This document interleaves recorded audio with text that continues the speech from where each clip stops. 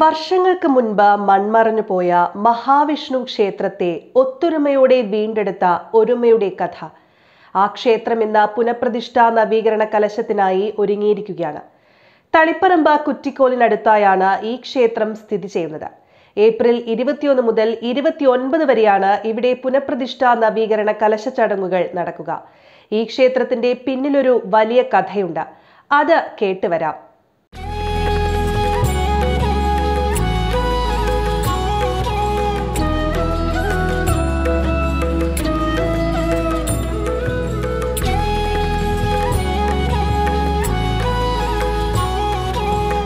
ചരിത്രത്തിന്റെയും സാംസ്കാരികതയുടെയും കാലാന്തരങ്ങളിലൂടെ കടന്നുപോയവയാണ് ഉത്തര കേരളത്തിലെ പല പുണ്യപുരാതന ക്ഷേത്രങ്ങളും. നാട്ടിൻപുറങ്ങളിൽ ഒരു കാലത്ത് തലയുയർത്തി നിന്നിരുന്ന ക്ഷേത്രങ്ങളിൽ പലതും പിൻകാലത്ത് മൺമറഞ്ഞു പോവുകയും ജീർണാവസ്ഥയിലാവുകയും ചെയ്തു. എന്നാൽ വർഷങ്ങൾക്കിപ്പുറം പലതും പൂർണ്ണമായ ചൈതന്യത്തോടെ ഉദിച്ചുയരുകയാണ്. പെരിഞ്ചല്ലൂരിന്റെ തൊട്ടയൽ ഗ്രാമമായ കുറ്റിക്കോൽ പാറാട് പ്രദേശം. അന്നത്തെ കാലത്ത് അവിടെ വസിച്ചിരുന്ന ബ്രാഹ്മണ കുടുംബമായിരുന്ന എളോട്ട ഇല്ലത്തുകാർ പ്രതിഷ്ഠിച്ചാരാധിച്ച പരിപാലിച്ചു പോന്നിരുന്നത് മഹാവിഷ്ണുവിനെയായിരുന്നു. തലമുറകൾ ക്ഷയിച്ചതോടെ പിൻകാലത്ത് അവിടെ പൂജാതി കർമ്മങ്ങൾ നിലയ്ക്കുകയും ക്ഷേത്രം പൂർണ്ണമായും നശിക്കുകയും ചെയ്തു. തളിപ്പറമ്പ് രാജരാജേശ്വര ക്ഷേത്രവുമായി അതിപുരാതന കാലം മുതൽ തന്നെ ബന്ധപ്പെട്ട് കിടന്നിരുന്ന ക്ഷേത്രം കൂടിയായിരുന്നു ഇവിടെ ഉണ്ടായിരുന്നത് എന്ന് വാമൊഴിയുണ്ട്. ക്ഷേത്രത്തിന്റെ നാശത്തോടെ നാട്ടുകാരിൽ പലർക്കും രോഗങ്ങളും ദുരിതങ്ങളും തുടർക്കഥയായി. അങ്ങനെയാണ് 30 വർഷങ്ങൾക്ക് മുൻപ് കാട് കയറി കിടന്ന സ്ഥലത്ത് വർഷങ്ങൾക്ക് മുൻപ് നശിച്ചുപോയ ക്ഷേത്രത്തെ വീണ്ടെടുത്ത് കാണണമെന്ന ആഗ്രഹവുമായി കടുത്ത എതിർപ്പുകളെ അവഗണിച്ച ഏതാനും ചിലർ ഇറങ്ങിത്തിരിച്ചത്. ഒരു 800 കൊല്ലം മുമ്പേ ഇവിടെ എല്ലാ ഉത്സവവും നടന്നതാണ്. മഹാക്ഷേത്രമായിട്ട് 3 ക്ഷേത്രമാണ് ഈ ഭാഗത്ത്. പെരിഞ്ചല്ലൂർ ഗ്രാമത്തിൽ 3 ക്ഷേത്രമാണ് ഉള്ളത്.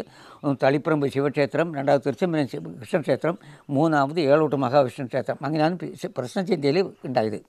ഇവിടെ എല്ലാ ഉത്സവവും നടന്നിന്. ഇത് ഏളോട്ട് ഇല്ലത്തുകാർക്ക് ചെയ്യാൻ കഴിയാതുകൊണ്ട് ഇവർ കുറുമാത്തൂർ ഇല്ലത്തിൽ കൈമാറി. നാട്ടുകാരുടെ ഇതെല്ലാം ചേർന്ന് നിങ്ങൾ NSSൻ്റെ തളിപ്പറമ്പ് തിരുച്ചമ്പലം കരയോഗവും എല്ലാം ചേർന്ന് ഈ ലെവലിൽ കൊണ്ടുവന്ന് ഇപ്പം കൊണ്ടുവന്നിരിക്കുന്നു. ഇത് തന്നെ ഈ ക്ഷേത്രത്തിൻ്റെത്. പ്രതീക്ഷയുണ്ട്, പ്രതിഷ്ഠ വീണ് കിടക്കുന്നുണ്ടായി. പ്രതീക്ഷയുണ്ട്, പണ്ടേ ഉള്ള പ്രതീക്ഷ. ഇപ്പോൾ 800 കൊല്ലം മുമ്പേ ഉള്ള പൂജിച്ച ഒരു പ്രതിഷ്ഠ എന്നാണ് പറയുന്നത്. പ്രതിഷ്ഠ മാറ്റണമെന്നും ചിന്തയിൽ പ്രശ്നചിന്തയിൽ പ്രതിഷ്ഠ മാറ്റണമെന്നും ഒരു അഭിപ്രായം. പ്രതിഷ്ഠ മാറ്റം ഇതാ നല്ലത്. ഇതിൽ ദൈവികമായ ശക്തി അടങ്ങിയിട്ടുണ്ട്. ഇതിൽ എവിടെയും പോയിട്ടില്ല, ദൈവിക ശക്തിയുണ്ട്. സൂക്കേട് പിടിച്ച് സൂക്കേട് ഉള്ള ഒരാളമാതിരി ഇപ്പോൾ ഉള്ളത്. ആ സൂക്കേട് ചികിത്സിച്ച് നിങ്ങൾ മാറ്റണം. മറ്റേ ഇത് പ്രതിഷ്ഠിച്ചാൽ മതി, ഇതാ നല്ലതെന്നും പറഞ്ഞിട്ടാണ് ഇത് തന്നെ വെക്കാൻ വേണ്ടി തീരുമാനിച്ചത്. ഗണപതിയുണ്ട്, പിന്നെ അയ്യപ്പനുണ്ട്. അതായത് ക്ഷേത്രം വേണ്ട, ഓപ്പണായിട്ട് വെയിൽ മഴയാൻ കൊള്ളുന്നമാരുള്ള ക്ഷേത്രം തിരുച്ചമ്പലത്തുള്ളമാതിരി. അതുമാതിരി ദുർഗയുണ്ട്, വനദുർഗ. 400 വർഷം തുടർച്ചയായി പൂജ നടന്നിരുന്ന ക്ഷേത്രത്തിൽ 200 വർഷമായി പൂജ മുടങ്ങിയിട്ടെന്നാണ് ആദ്യം നടത്തിയ ദേവപ്രശ്നത്തിൽ കണ്ടെത്തിയത്. അങ്ങനെയാണ് 25 വർഷം മുൻപ് ബാലാലായ പ്രതിഷ്ഠ നടത്തിയത്. തൃച്ചംബരത്തെ NSS കരയോഗവും നാട്ടുകാരും ചേർന്ന് രൂപീകരിച്ച കമ്മിറ്റിയായിരുന്നു ക്ഷേത്ര നിർമ്മാണത്തിന് ചുക്കാൻ പിടിച്ചത്. മാസത്തിൽ 2 തവണയാണ് ഇവിടെ പൂജ നടത്തിയിരുന്നത്. ഇപ്പോഴത് മാസത്തിൽ 6 ഉയർത്തി. ഏപ്രിൽ 21 ഞായറാഴ്ച വൈകുന്നേരം 4 മണിക്ക് കലവറ നിറയ്ക്കൽ ഘോഷയാത്രയോടെയാണ് പുനഃപ്രതിഷ്ഠാ നവീകരണ കലശത്തിന് തുടക്കമാവുക. ഏപ്രിൽ 26 രാവിലെ 11:33 12:37 മധ്യേ ബിംബപ്രതിഷ്ഠ നടക്കും. ഏപ്രിൽ 29 രാവിലെ നട തുറന്ന കണിദർശനം, പായസപൂജ, ഹോമകലശാഭിഷേകങ്ങൾ, പാണി, തത്വകലശാഭിഷേകം തുടങ്ങിയവയുമുണ്ടാകും. ഏളോട്ട് മഹാവിഷ്ണു ക്ഷേത്രത്തിൻ്റെ പുനഃപ്രതിഷ്ഠാ നവീകരണ കലശം ഏപ്രിൽ മാസം 21 തീയതി മുതൽ 29 തീയതി വരെ നടക്കുകയാണ്. ഇപ്പോഴുള്ള പ്രവൃത്തികൾ കംപ്ലീറ്റ് പൂർത്തിയായിട്ടില്ലെങ്കിലും ബാലാലയത്തിൽ നിന്നും ഭഗവാനെ ശ്രീകോവിലേക്ക് പ്രതിഷ്ഠിക്കുന്ന രീതിയിലേക്കുള്ള അടിസ്ഥാന സൗകര്യങ്ങളെല്ലാം ആയിട്ടുണ്ട്. അതിൻ്റെ പണി പുരോഗമിച്ചുകൊണ്ടിരിക്കുകയാണ്. ഏതായാലും ഏപ്രിൽ 21 പുനഃപ്രതിഷ്ഠാ നവീകരണ കലശത്തിന് പ്രദേശവാസികളും അതുപോലെ തന്നെ തൃച്ചംബരം NSS കരയോഗവും പൂർണ്ണമായും സഹകരിച്ചുകൊണ്ട് ആണ് ഈ പ്രവൃത്തികളൊക്കെ നടത്തി വന്നിട്ടുള്ളത്.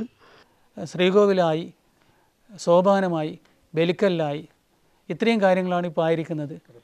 തിടപ്പള്ളിയായി, നമസ്കാര മണ്ഡപം, ഇത്രയൊക്കെ ആയിക്കഴിഞ്ഞു. ഇനിയിപ്പോൾ എന്ന് വെച്ചാൽ ആ ബാലാലയത്തിൽ നിന്ന് ഭഗവാന് മൂലഗ്രഹത്തിലേക്ക് കൊണ്ടുവരാൻ വേണ്ടിയിട്ടുള്ള ചടങ്ങാണ് ഇപ്പം നടക്കാൻ പോകുന്നത്. ഈ മാസം 21 മുതൽക്ക് 29 വരെയാണ് ഈ ചടങ്ങ് നടക്കുന്നത്. പുനഃപ്രതിഷ്ഠ നവീകരണ കലശം. ഈ ചടങ്ങിൻ്റെ ഭാഗമായിട്ട് ഏറ്റവും പ്രധാനപ്പെട്ട ദിവസങ്ങൾ 2 ദിവസമാണ്. ഏപ്രിൽ 26ഉം 29ഉം. 26-ൻ്റെ അന്നാണ് യഥാർത്ഥ പുനഃപ്രതിഷ്ഠ നടക്കുന്നത്.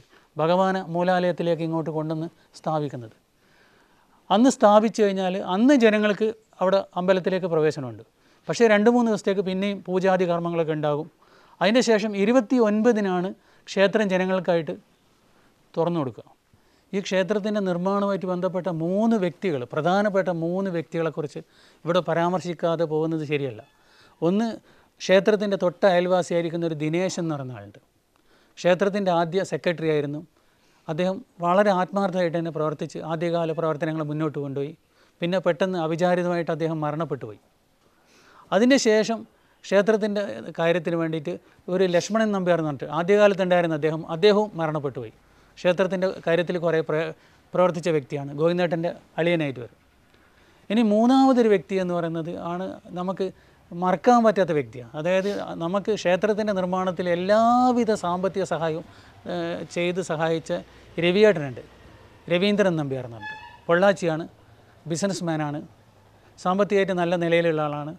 അദ്ദേഹത്തിൻ്റെ സഹായം ഇല്ലായിരുന്നെങ്കിൽ നമുക്ക് ഈ പ്രവർത്തനമായിട്ട് മുന്നോട്ട് കൊണ്ടുപോകാൻ പറ്റില്ലായിരുന്നു. അദ്ദേഹം പ്രായമായിട്ട് വാർദ്ധക്യ സഹജമായ അസുഖം മൂലം കഴിഞ്ഞൊരു വർഷം മുമ്പേ മരണപ്പെട്ടു പോയി. അത് നമുക്ക് ഈ ക്ഷേത്ര കമ്മിറ്റിക്ക് വലിയൊരു നഷ്ടമായിട്ട് തന്നെയാണ് വന്നിരിക്കുന്നത്. അദ്ദേഹത്തെ സ്മരിച്ചുകൊണ്ടാണ് നമ്മളിപ്പോൾ മുന്നോട്ട് പോകുന്നത്. അദ്ദേഹത്തിൻ്റെ ഒരു ഏറ്റവും വലിയ ആഗ്രഹമായിരുന്നു ഇത് എത്രയും പെട്ടെന്ന് പൂർത്തിയാക്കുക എന്നുള്ളത്. അത് ഈ അവസരത്തിൽ ആ കാര്യം സ്മരിക്കുകയാണ്.